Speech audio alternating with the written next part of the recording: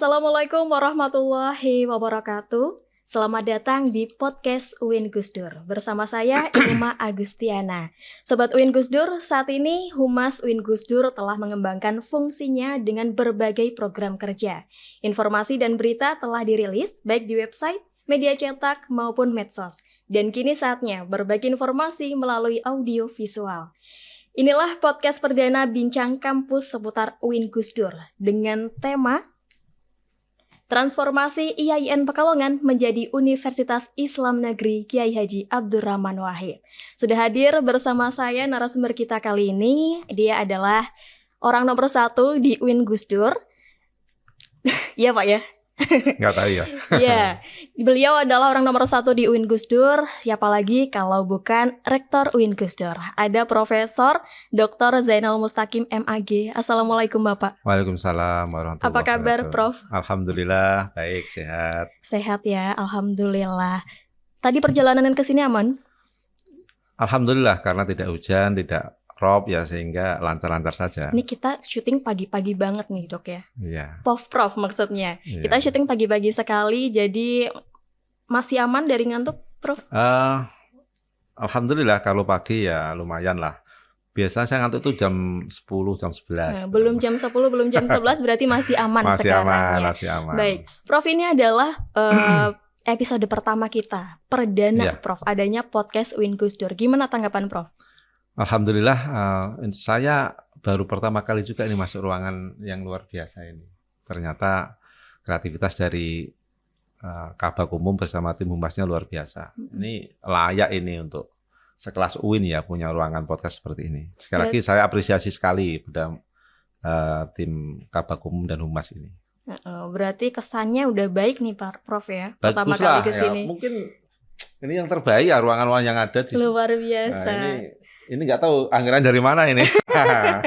Loh malah rektornya nggak tahu ya? Oh, nggak tahu. Tiba-tiba udah jadi aja Udah kayak jadi gini aja. ya. Dan bagus ya Bagus, Prof ya. bagus. Baik, nah sebelum kita menuju ke inti tema kita mengenai transformasi dari IAIN ke UIN, terlebih dahulu saya ingin mengucapkan selamat kepada Prof Zainal Terima kasih. atas pencapaian gelar profesor atau guru besar di bidang manajemen pendidikan ya Prof? Iya, manajemen pendidikan. Tidak ada Islamnya dulu. Iya, tidak ada Islamnya dulu. Nanti mungkin menyusul. Selamat Prof dan sukses selalu. Terima Bagaimana kasih. perasaannya?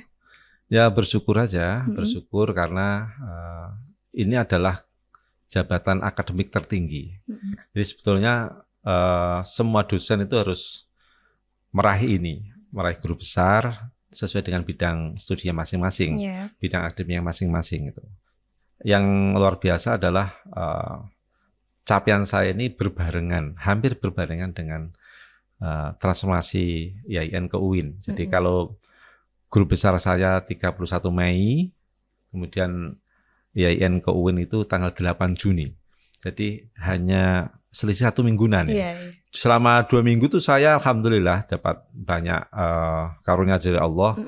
26 Mei saya tuh ulang tahun, 31 Mei guru besar, 8 Juni IAIN jadi UIN.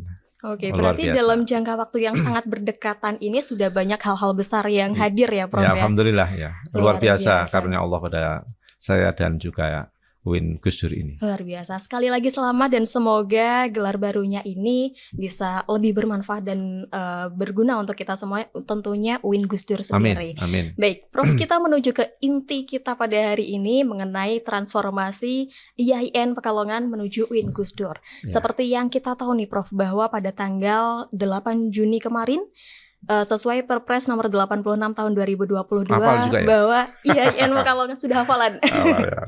Bahwa IAIN Pekalongan ini resmi beralih status menjadi UIN Gus Dur. Hal ini tentunya merupakan prestasi atau pencapaian yang sangat luar biasa untuk kita semuanya, Prof. Tapi saya ingin tahu, Prof, kira-kira mengapa menurut Profesor IAIN Pekalongan ini perlu beralih ke UIN Gus Dur? Nah, terima kasih. Yang pertama tentunya kita ingin memperluas mandat untuk melayani masyarakat. Yeah. Kita ketahui bahwa kalau IAIN ini terbatas pada ilmu-ilmu keislaman atau agama Islam saja, tetapi dengan berubah atau bertransformasi menjadi universitas, kita berharap bisa melayani masyarakat di bidang yang lebih luas lagi, tidak hanya ilmu-ilmu keislaman, tapi juga bisa juga ilmu-ilmu umum. Ini harapan kita. Mudah-mudahan dalam otak kita ini Menpan bisa memberikan kesempatan untuk UIN bisa membuka fakultas umum atau prodi-prodi umum. Itu alasan pertama pastinya seperti itu. Alasan keduanya ada nggak? Nah, alasan keduanya ya pastinya dengan UIN ini kan secara prestis nama aja berbeda kan. Jadi institut, universitas itu biasanya orang lebih memandang universitas itu lebih bagaimana gitu, lebih prestis yang kita dapatkan. Sehingga nantinya dengan berubah nama ini juga sebetulnya dalam konteks yang lebih luas ini bisa untuk UIN ini bisa lebih bangga, lebih bisa menjual layanannya kepada masyarakat yang lebih luas itu. Yang ketiga tentunya kita berharap dengan UIN ini struktur organisasi kita lebih besar, lebih bisa memberikan sekali lagi layanan pada masyarakat lebih luas lagi. Luar biasa. Ada 3 alasannya pemirsa. 3 alasan mengapa IAIN Pekalongan ini perlu berubah menjadi UIN. Tapi Prof, untuk perubahan ini tentunya kan harus ada persiapan-persiapan. Nah, kira-kira apa saja sih Prof yang perlu disiapkan untuk bertransformasi dari IAIN menuju UIN? Nah, terima kasih. Jadi untuk berubah bentuk atau bertransformasi, baik dari STAIN ke IAIN ke UIN, ini kita menggunakan aturan, ada regulasinya yaitu PMA nomor 20 tahun 2020 ya. Nah, disitulah kemudian kalau kita ingin termasuk IAIN Pekalongan kemarin mau jadi UIN, sejak zamannya sebelum saya jadi rektor, yaitu rektornya Pak Ade, itu sudah mempersiapkan diri, ya, melengkapi persyaratan-persyaratan yang dibutuhkan sesuai dengan PMA 2020 itu. Salah satunya ya, fakultas itu harus minimal 4. Ya, kita sudah guru besar minimal 4. Kita pada waktu belum punya. Tetapi dalam PMA itu disebutkan bahwa kita boleh meng-hire guru besar dari institusi lain atau lembaga lain, tapi dengan surat penugasan atau surat tugas. Makanya kita kemarin dibantu oleh IAIN Cirebon, IAIN Salatiga, mungkin termasuk UIN Semarang, dan juga Universitas Islam mana itu yang Unhas itu, Wahid Hasim Semarang. Jadi kita punya 8 guru besar walaupun penugasan. Dan itu diperbolehkan dalam persyaratan. Kemudian juga harus ada prodinya minimal yang akreditasinya A itu ada 4 minimal. Kita punya 6. Kemudian jumlah mahasiswa minimal 7.000, kita 10.000 lebih. Sudah melebihi. Bahkan 13.000 ya seperti itu. Pegawainya juga minimal ada 60, PNS kita lebih dari itu. Dosennya yang lektor kepala, yang lektor semuanya sudah terpenuhi sehingga pada waktu pengajuan kita tidak ada masalah. Dan itu lama, persiapannya itu lama karena ternyata setelah dicek akhir itu kita masih punya satu kekurangan, yaitu prodi pasca minimal 5. Kita baru punya 4 ya. Oleh sebab itu kita lakukan percepatan-percepatan. Salah satunya adalah kita mengusulkan prodi baru, dan alhamdulillah di injury time itu usulan prodi baru itu diterima, sehingga kita bisa masuk dalam 5 IAIN yang secara administratif sudah memenuhi persyaratan untuk diusulkan menjadi UIN yang sekarang kita lihat ini. Oke, baik. Ternyata banyak sekali persyaratan yang harus dipersiapkan untuk menjadi UIN. Nah, dari banyaknya persyaratan yang disiapkan ini, Prof, kira-kira bagaimana sih proses perjalanannya dari IAIN menuju UIN ini? Jadi pada waktu zamannya Pak Rektornya Pak Ade, itu sudah diajukan proposalnya. Kemudian dilakukan verifikasi di tingkat Kementerian Agama dulu. Ya. Dan pada waktu itu dari 10 IAIN yang mengajukan itu lolos 6. Ya.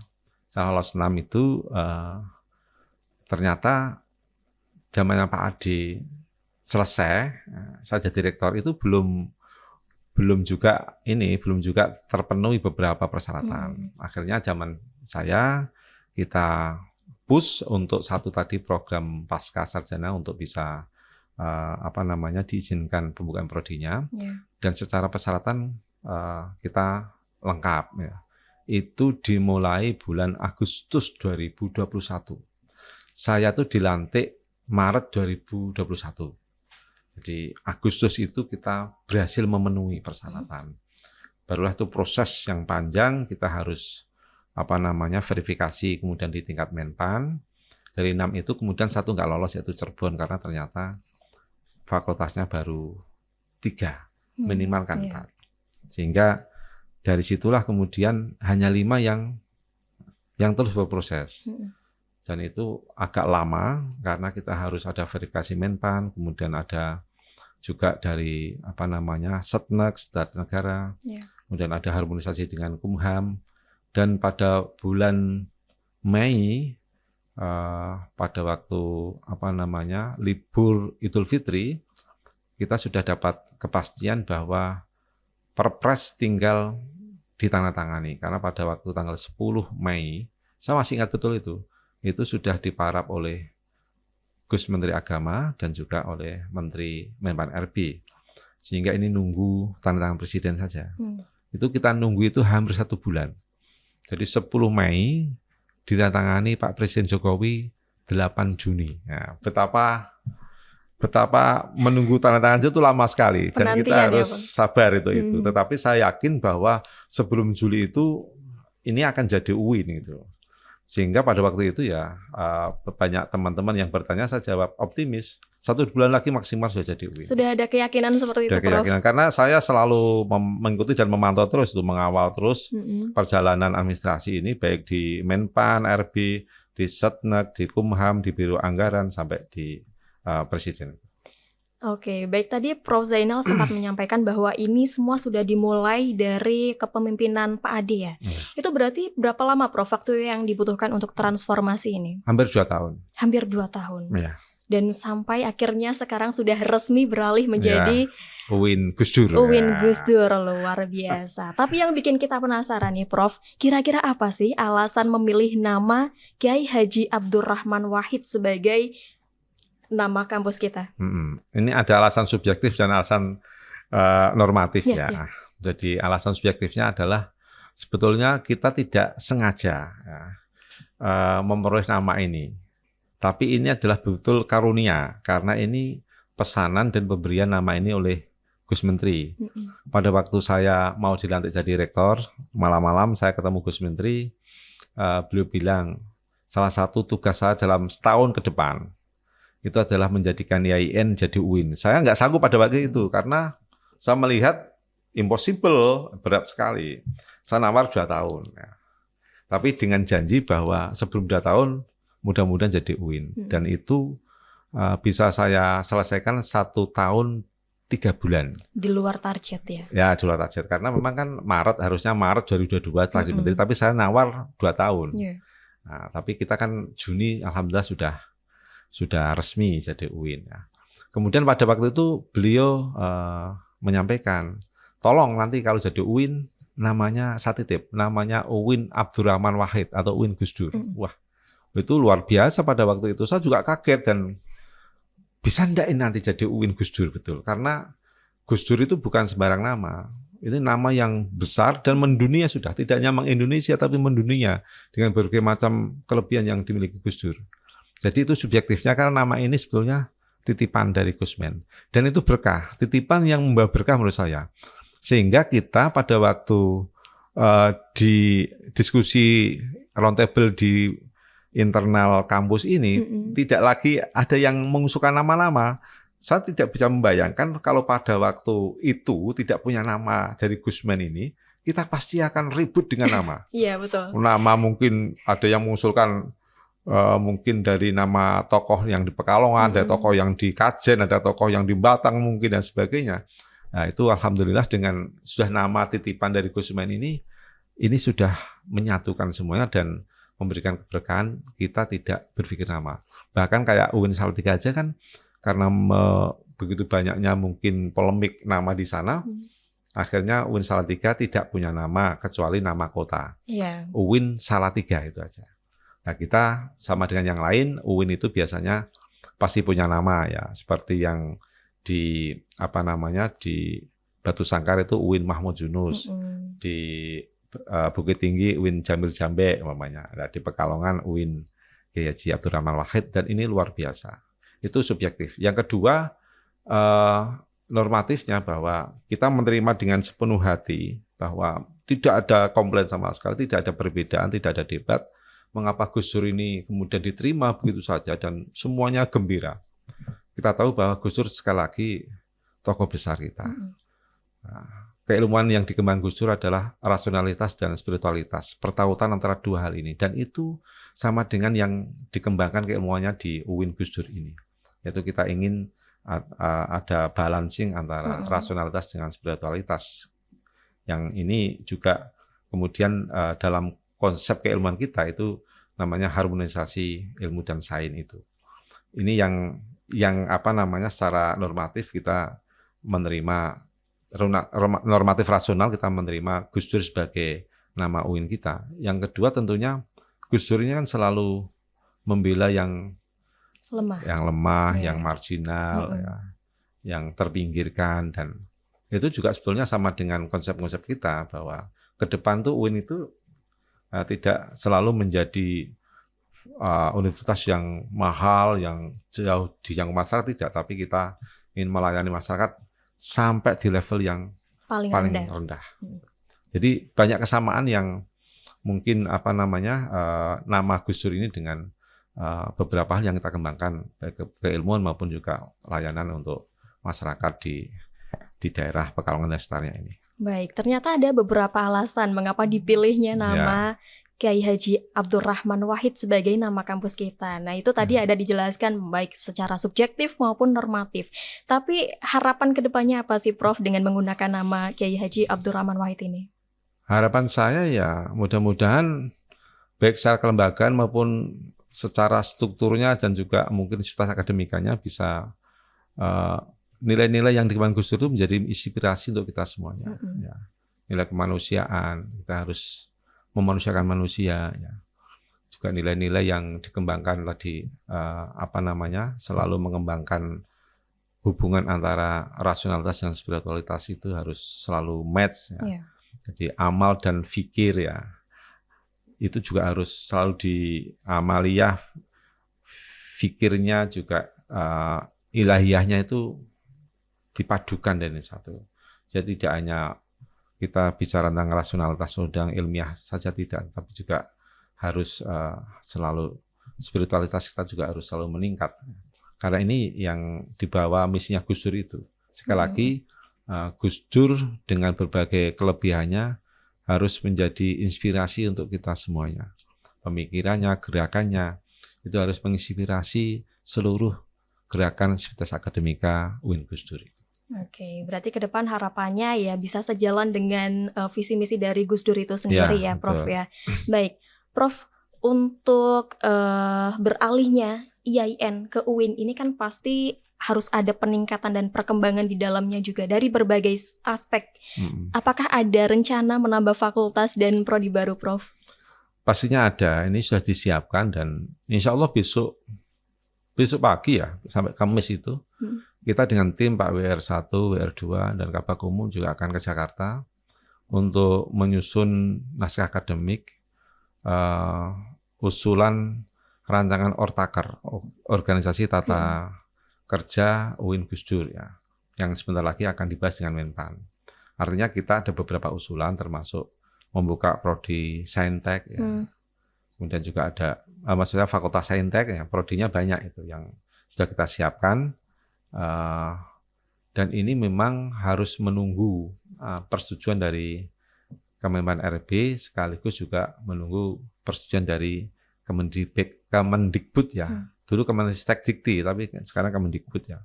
Karena untuk fakultas umum, prodi umum itu pemenang mereka. Tetapi kita berusaha semaksimal mungkin ya. Untuk sekali lagi tadi kan di awal mengapa berubah jadi UIN kan salah satunya adalah memberikan layanan yang lebih luas kepada masyarakat ya. Tidak hanya keagamaan, prodi keagamaan tapi juga prodi-prodi umum. Tadi menjelaskan bahwa akan ada fakultas baru, Saintek ya, Prof. Kenapa? Alasannya apa memilih prodi tersebut? Fakultas tersebut maksudnya.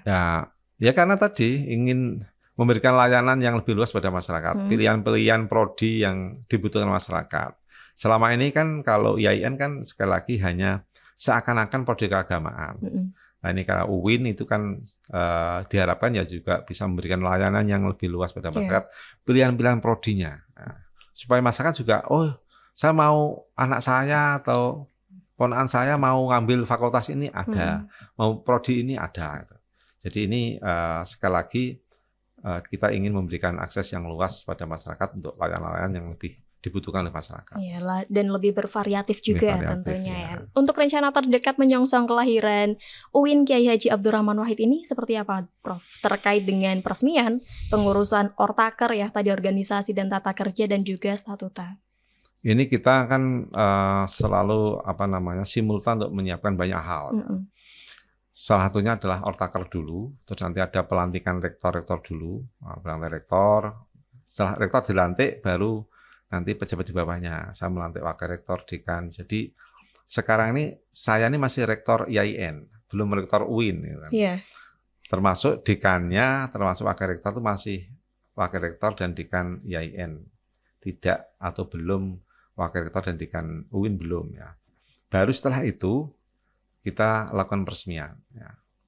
Ini schedule, tapi nggak tahu karena ini kita harus melibatkan banyak pihak kan, termasuk Menteri Agama, termasuk pimpinan RB. Apakah ini nanti rektor dilantik dulu sebelum Ortaker atau Ortaker dulu baru pelantikan rektor?